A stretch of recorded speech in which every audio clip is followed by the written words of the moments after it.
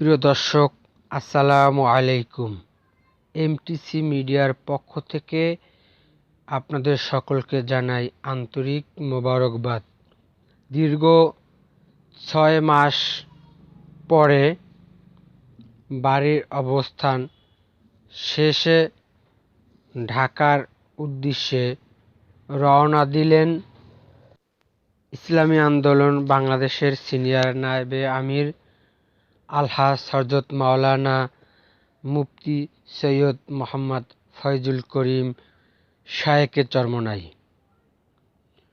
অবৈধ রাষ্ট্র ইসরায়েল ও সংযুক্ত আরব আমিরাতের মধ্যকার চুক্তি বাতিলের দাবিতে আগামী ২২শে আগস্ট ঢাকা বিক্ষোভ মিছিলে প্রধান অতিথি হিসাবে উপস্থিত থাকবেন শায়েকে চরমোনাই।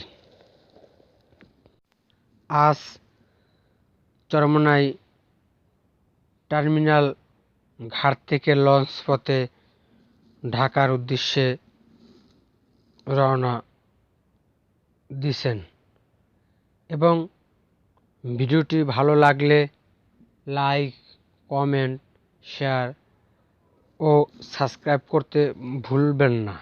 চরমোনাই শায়েকদের খবর ও চরমোনাই ইউনিয়নের খবর পেতে এমটিসি মিডিয়ার সাথে থাকুন। সকলে ভালো থাকবেন, সুস্থ থাকবেন। এই মহামারী করোনা ভাইরাসের মধ্যে দিয়ে